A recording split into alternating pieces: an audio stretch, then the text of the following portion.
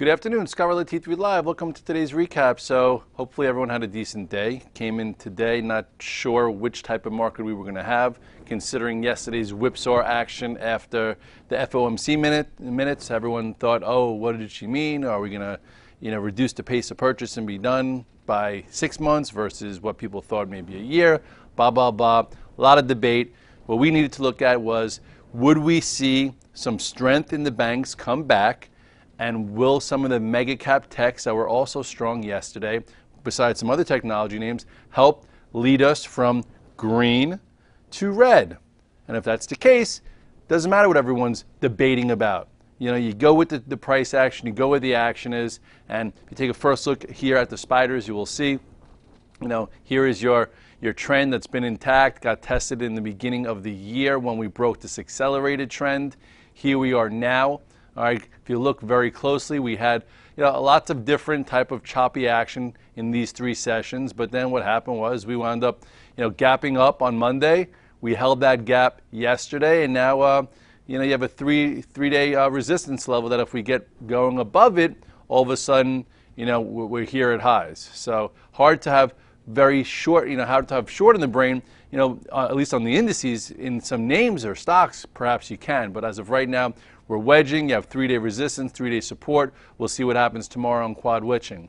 So yesterday, while the market came in, a group perked up, a group of stocks that I follow very closely, and a lot of us do, including one of the relatively strongest names within the group, which I've been talking about for years already, starting from $8 on Bloomberg, and hopefully some of you still have it in the drawer, and if you do, congratulations. Another nice, really clean move. Hopefully you participated. This was the last time I woke up right around here. I remember we had a nice trade. Topping tail came back, retested. Yesterday went green while the market was red down 100 points, and this is actually part of the Dow or the XLF. And then today had a very nice clean breakout, closed near highs. Always trim and trail. If you bought like just a tier 1, tier 2, you sell into that. And then you hold some, and then you get back to perhaps tier 2, goes through this, or maybe tier 1 still goes above the high, and then you sell some, and then a little bit of high fives. I still have a little left off. You're left on. JP Morgan, really nice move. This too, through the highs, something that's very strong. Some of you chose that one. Wells Fargo also, very nice strong move above this upper level base. It's really nice when the banks go. A lot of people out there in the world own the banks and their 401ks or whatnot. So hopefully there's some happier people out there that don't hate the market the way people bash it lately. But anyway, there's Wells Fargo. 2 stocks on the weaker side.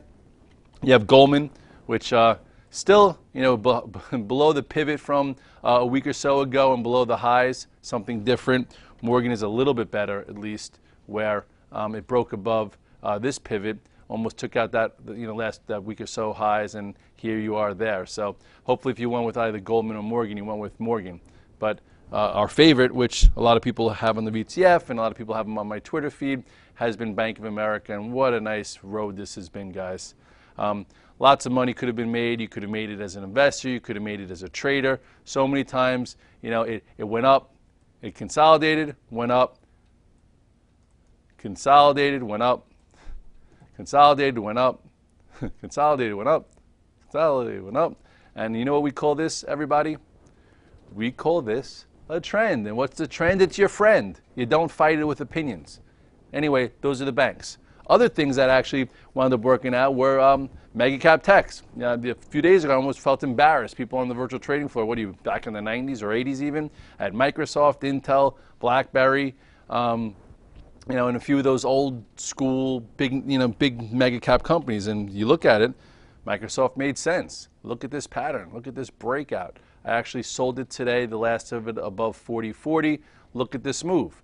When was the last time you could play Microsoft for a really nice breakout and then see it hold higher and then trade it again even through the prior day high? Boom. Okay, it's 5% or so. I don't think you can call this Mr. Softy anymore. I would call this hardcore.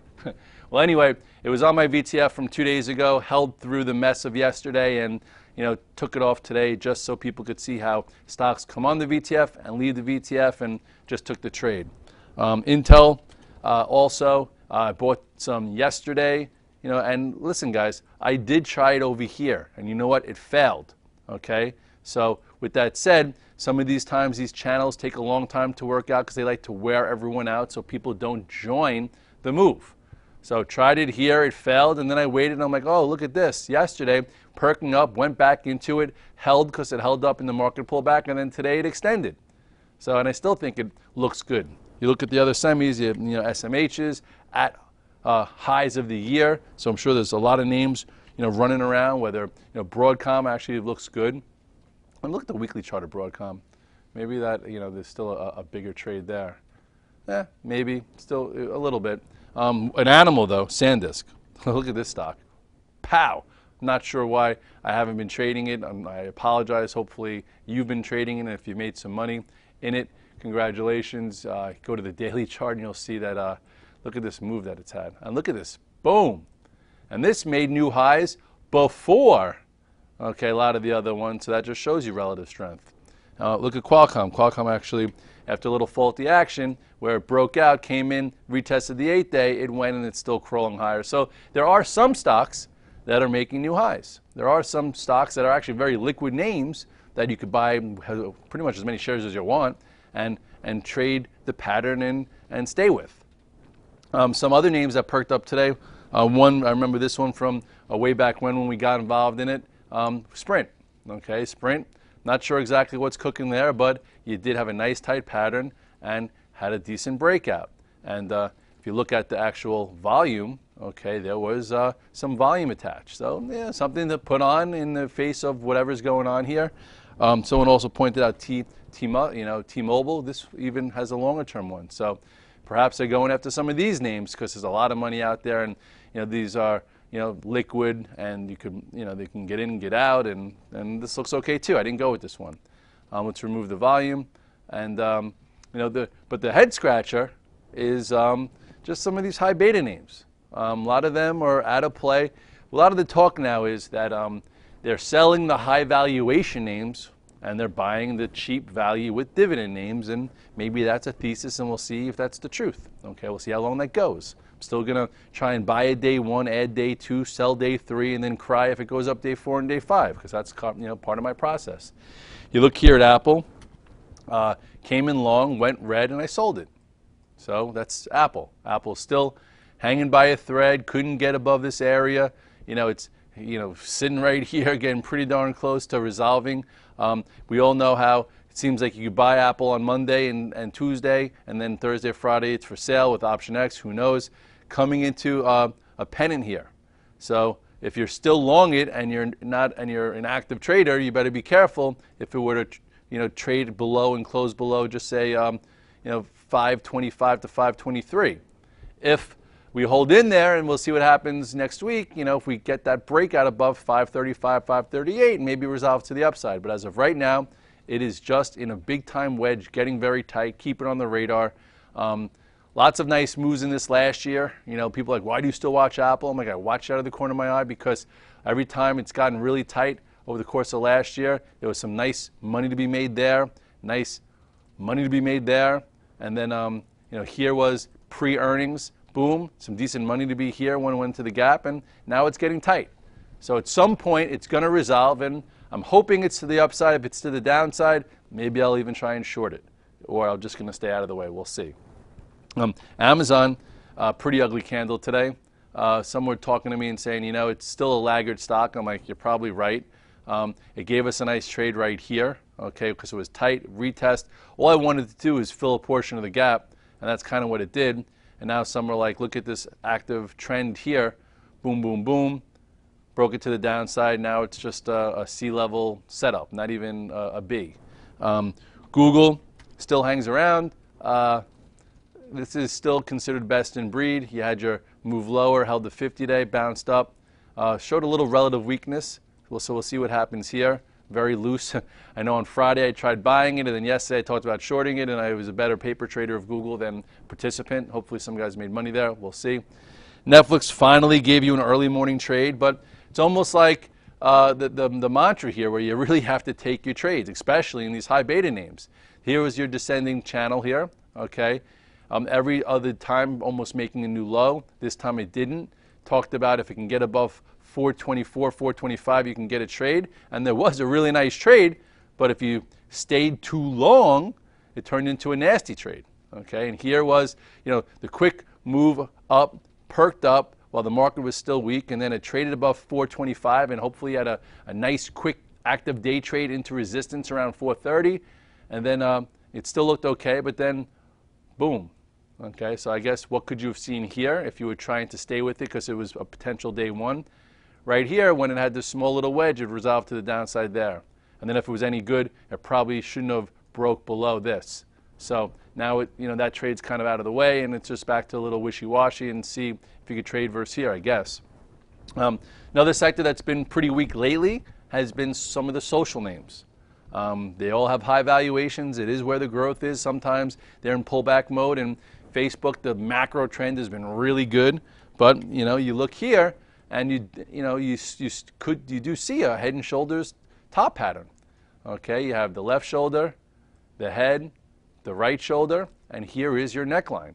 It tried to break it here, just wasn't enough time last time. You had a nice red dog reversal, and now it looks like it wants to break below it and see at least the 50-day.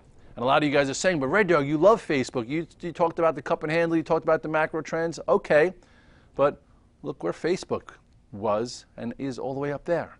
So if people, it's almost healthy. People don't want to keep chasing this in the trees, and it came up with so many darn upgrades lately, and it has no traction, so it probably needs to come in. So here is your cup and handle. If you positioned during, it took July, so it took a long time, or a few quarters before finally, boom, it broke above the prior resistance and then started this massive trend. And you do have some intermediate trends that you could maneuver. Okay, here it was following the 8 and 21 day until it got faulty. This was from here, and then it did correct, came in, then gave you a really nice entry. Remember this red dog reversal right here? Popped up, went sideways, broke this descending channel, and then that's what started the next move. So this was your tradable intermediate trend. And now, here was the last earnings. Here was pretty much this trend, and now it's getting a little faulty. Moving averages starting to curl down.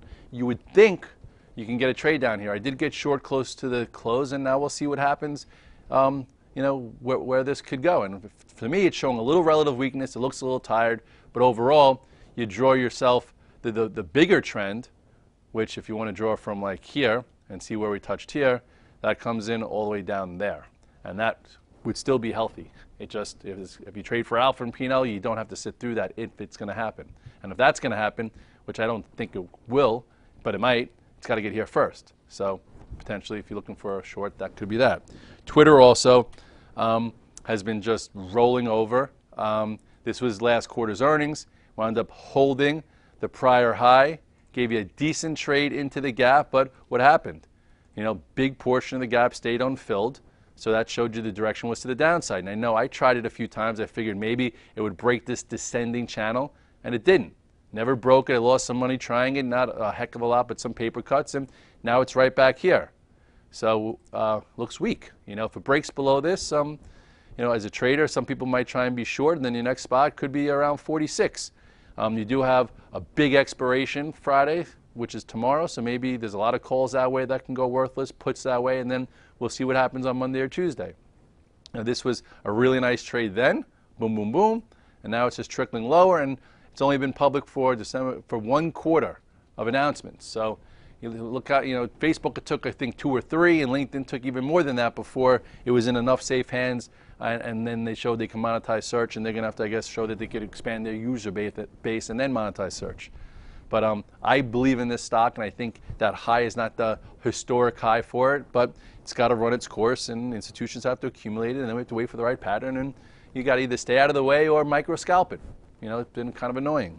You look at gold. Gold gave a small trade, nothing to write home about. It started down like 60, 70 cents and tried to go positive before, coming off. Still pretty lethargic. If you've been following this trend, it was pretty, well, this one actually is different from here. I was talking about more of when you broke this, when it was following the 8 day. If you sold there, it was worth a little bit of a try. And now we'll see what happens here. The miners actually gave you a little bit of a better percentage trade.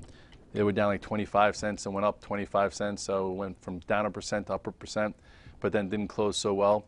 It did a breakout failure, which I typically think is very bearish for that short-term pattern, because you don't want to see something breakout come in. If it stayed up there, that would be accumulation by breaking out and failing. That's distribution, and that's what happened here. So now it's below the 8 and the 21 day. See what happens if it stays below for a while. Maybe it needs to see the 50-day. There was a small trade there today. It wasn't much to write home about. So with all that said, came in today. We tried to give a plan on what to do, and that was to see if strength can come back to the banks. And if you went after the banks, and I know people were looking for it in the VTF, you had probably a really good day. If you were looking at some of the mega cap tech stocks that started to break out, showed relative strength the last day or two, you probably had a good day. If you were that guy who said, who moved my cheese, or whatever that book was, and you were trying to buy the momentum names that were strong months ago because the market was up, you probably had a bad day. So things change, things maneuver, and you just have to keep maneuvering with it. It's Thursday. Albany's playing Florida. I got to get there and at least watch the game. I'm not, my expectations are low. I just want to see them be scrappy and try. I will say that I went to Albany and graduated in when? 95. And that's when they were building the RAC, which is the basketball center, and they had a vision for a sports basketball program. And now here they are playing the #1 seed in the nation, one of the best programs out there. Someone had a vision, someone put together a plan, and someone should be very proud. Okay? You all have to have some kind of vision and plan in life, and then put together a process to get where you want to go. Could be in trading, could be in whatever it is you're doing, but you got to start somewhere. Put it on paper and work on it. I'll be in Short Hills Trading tomorrow. You'll have Darcy for the morning call. Have a great night.